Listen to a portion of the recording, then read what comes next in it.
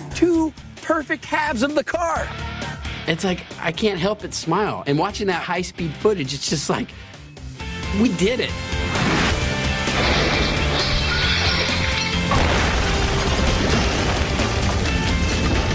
Even though I was there and I saw it, I still can't believe that we actually did it.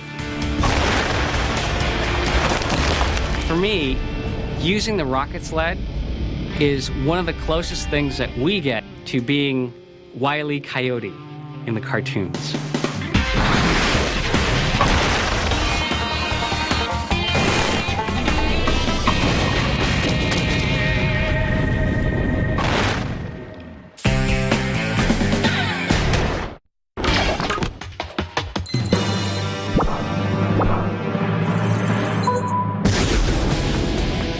In second place is an idiom, and interesting insight into just what makes Adam and Jamie tick. Ta-da! Something tells me balloon myth? My favorite episode is Lead Balloon. Even though it doesn't involve any spectacular crashes or explosions, this is hands down my favorite episode. The myth is that it is totally impossible to make a balloon like this one out of lead. And so we're going to build one. Well, that's the only way to test it is to try. That's what we do. And I know, we've blown up cement trucks, we've virtually gone to the moon and back on this show, and still Lead Balloon holds the top spot for me. No explosions, no rockets, and no Hollywood-style stunts. So why exactly does this story top Adam and Jamie's personal memorable moment list? It's the episode that most clearly demonstrates how much fun the internal process of problem solving is to me and Jamie. Because we had to go into our heads and walk through every last step and detail with absolutely no room for error. The problem is this. It just kind of falls apart. It's like, almost like wet toilet paper. And that it actually works, it was just thrilling. And the cornerstone of that success was an ingenious design from our resident Swami of origami. The biggest problem that the lead is giving us is that it's delicate. We have to build our three-dimensional shape flat and then inflate it. And so with their elegant design in mind and their incredibly delicate material in hand, the team went to work with military-like precision to build the supposedly oxymoronic lead balloon. This whole build depends on how carefully we do this. Why is that piece of tape there? It has to be pristine. We're going to lay down paper. We're going to be wearing booties when we're working around this. This is going to be like a medical procedure. My flat pack cube design for the balloon was something I actually thought about for weeks and weeks before we actually implemented it. I was thinking that the shape had to be simple, a simple platonic polyhedra, and I settled upon a cube as probably easy to make in the conditions we had to make it, which was flat and you couldn't move the lead once it was laid down. It had to be built in place. It's all working out quite well right now. Makes me a little nervous. One of the other reasons that I love Lead Balloon is its total pointlessness. To do something so pointless and so successfully, no one needs to know how to make a balloon out of lead, but now we do know. And I find that strangely thrilling. Hey, Adam. Yeah.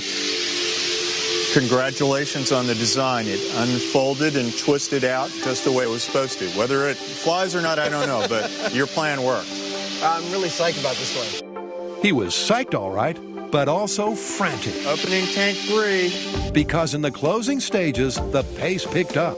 Rips and tears appeared as fast as they could be repaired. But the lead balloon, Hold on. That's it. like Adam's voice, kept rising. I gotta tell you, I'm pretty happy about this thing right now. I'm pretty excited. It's a lead balloon. Oh my God, I'm getting dizzy. Woo! It's a balloon made out of lead, and it's up there. It's floating. It worked. Dude. That is a lead balloon. I am really pleased. We might have been able to get away with a smaller balloon, but this is a lead balloon. We did it.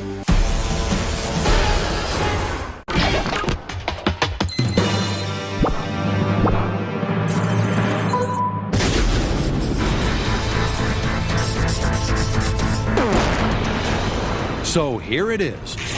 the #1 Mythbusters most memorable moment. And appropriately, the top 25 countdown concludes with a countdown. Jamie wants big boom. Big boom, big boom, big boom. In 3, 2, 1. Explosions.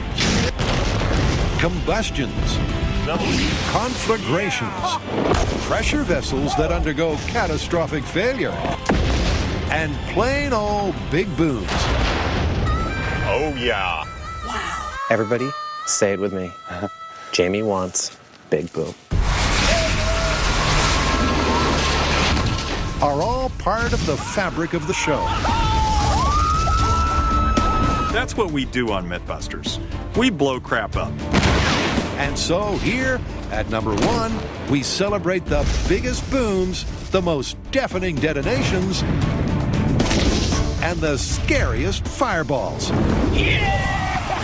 But first, to start the end with a bang, we salute the all-time fan favorite explosion, the truck that disappeared in the light. Cement truck is by far the fans' favorite explosion, full stop. Well, we're going to use 850 pounds of commercial blasting agent. Isn't this like the biggest explosion we've done on Mythbusters? This is the biggest by like 1,000%. I think the cement truck became a fan favorite because it's like your first kiss. It's something that you're going to remember. Well, that's what we do on Mythbusters. Is we take large objects and make them into very small objects. But it wasn't the explosion itself, per se, that gets people going about it. Fire in the hole! Fire in the hole! It was the simple elegance of the whole thing. First it was there, and then it was just gone. It blows people away. 5, 4, 3, 2,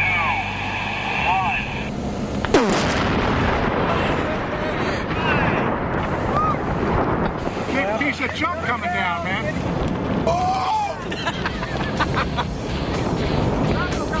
And there's an aspect of it that I really wish could be communicated that just isn't there in the episode, which is we were standing 1.5 miles from where that truck blew up, which meant that the shockwave and the sound took 2 different periods of time to reach us. We stood there and we watched this silent explosion. And literally a second later, a shockwave hit us, which nobody was expecting, and it felt like somebody had just hit me in the chest. It seems so peaceful, and then just like... If you have a chance to watch a cement truck get filled with 850 pounds of AMFO and blown up, I highly recommend it. Well, there's your problem. Where'd it go? It's all gone. There's no more truck. I left it right here. Mythbusters 1, cement truck 0. This has got nothing to do with the myth. This is just a big boom.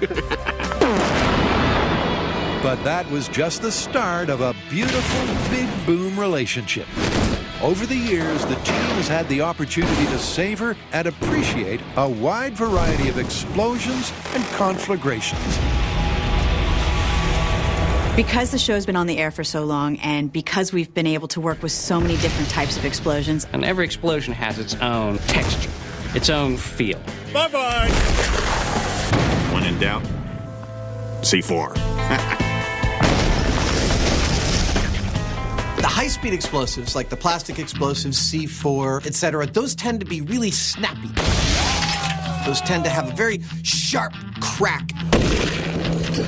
And they don't last very long. 3, 2, 1. Like exploding microwave. Low-speed explosives like dynamite and AMFO, they have a much throatier thud. You really feel them in your solar plexus. They're awesome.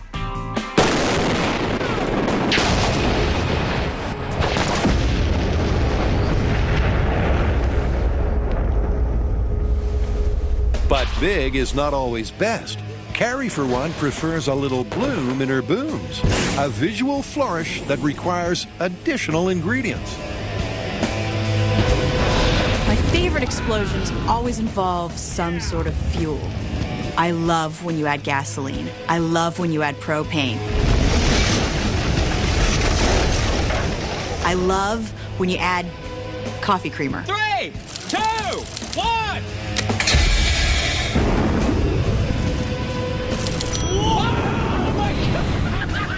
I mean, it was like Armageddon.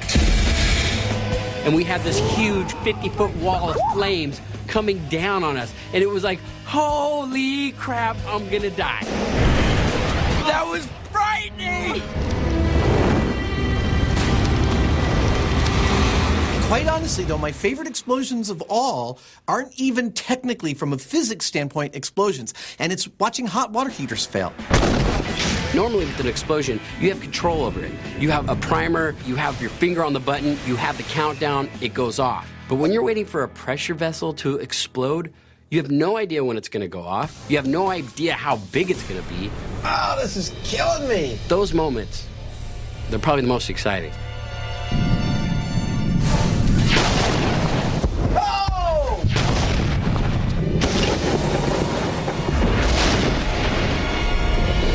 Now, another thing that people don't realize on the show is that we often end up exploding things that aren't specifically explosives. For example, CO2. Two words. Sounds like. Sometimes people ask us if we're acting when an explosion goes off and we're screaming and yelling and high-fiving. It's an explosion, are you kidding me?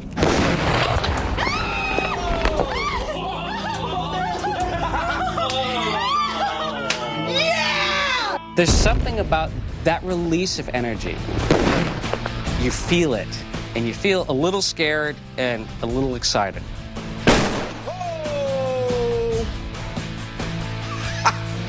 Okay. Is everybody okay? Explosions are sort of a cathartic release. You get this amazing, beautiful, dirt-throwing, flame-throwing plume that throws a shockwave at you that you can just feel. Why are explosions such an integral part of the show? No more car! Well, it's not only because we love to blow stuff up. One way that you can tell that Mythbusters has been in the area is to look for shrapnel in the trees. It really seems to be that most of the best stories end with something being destroyed in some spectacular fashion. And when you want to destroy something and in a spectacular fashion, well, we've tried most things, and few things work better than explosions. Which gives us the opportunity to reconfirm the myth that it's better to end with a bang. We made something blow up. So sit back, relax, and enjoy the chart-topping, most memorable Mythbusters Greatest Hits.